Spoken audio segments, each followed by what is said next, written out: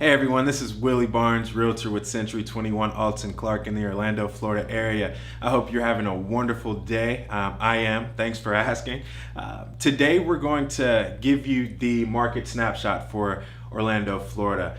It is from August. We are in September. I hope the kids are back in school. Y'all are kind of recovering from the hurricane. I hope everything's okay.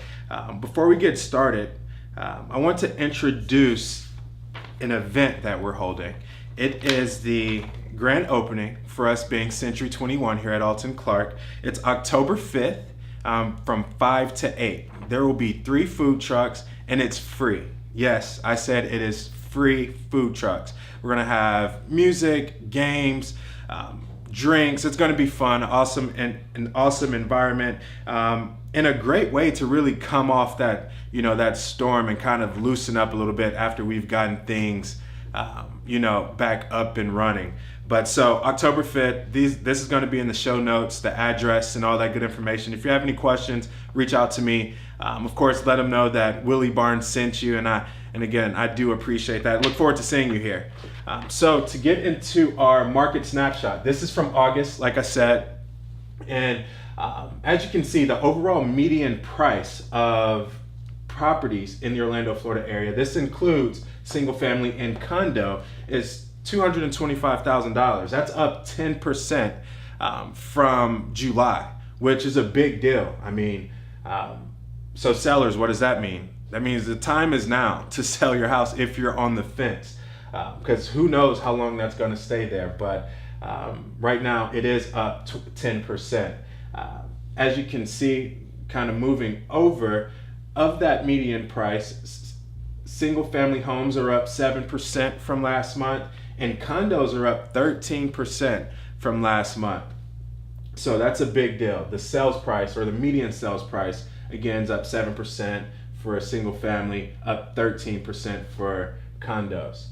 Now we go into the overall sales, and as you can see, that's up 3% in August with 3,544. What does that mean? That means properties are selling. They're still selling. Okay, so sellers, if you're on the fence, now is the time, is what this is saying. Of course, it's up 1% for single family homes, up 3% for condos. So if we go down, you see the overall home price. How does that differ from the overall median price? The overall home price is for single family homes. So the average for your overall home price, or your average, the average price of single family homes is coming in at about $260,000, give or take. Okay. As we move over, we get into the interest rate, and buyers, this is where, well, buyers and sellers, because if you're selling, more than likely you need to buy as well. But as you can see, our interest rate is at 3.92%. Which is good. We did see that number go up earlier in the year, and it's come back down, and it's kind of stayed there for a little while. But as we move on over, we're looking at inventory. Buyers, this is really for you. Sellers, this is for you as well. But why does inventory matter to potential buyers? And that is because when you decide that you want to buy a house, inventory is down 14%. This has been the same story for the year, really, for the whole year. For single family homes, inventory is down 14% from last month. That means there's not a lot of properties out there. So if you're interested in buying, that means we need to really sit down, put together a game plan, and take this home buying process serious. Okay. Of course, we'll talk more about what to expect and how we go about making sure our plan is as efficient and effective as possible. But again, for buyers, that means it needs to be taken seriously.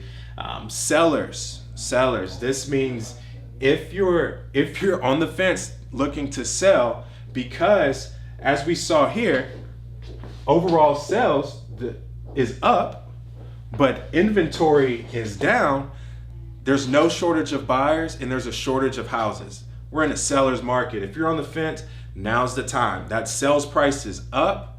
That median sales price is up, and there's low inventory. So it only makes sense. Overall inventory down down 16%. And I forgot to mention that condos is down 27%. So the time is now. We look down over to the foreclosure activity. This is great news. I guess it's good and bad, right? It's great news just because there's houses aren't foreclosing like that. It's bad because if you're looking for a good deal, one of those investor type deals, then there's not much out there. Foreclosure activity down negative 46%. All those foreclosures are getting bought up. And what that also means is because inventory's down and there's not many foreclosures available and there's no shortage of buyers, those houses that are in foreclosure or bank owned, they're still being sold at really strong price points. So they're not as good of a deal as they once were. In a nutshell, I mean, that's your market snapshot for this is from the month of August. We're in September. And again, we have our event, free food, free drinks, fun games, good people, October 5th, 5 to 8. Let them know Willie sent you.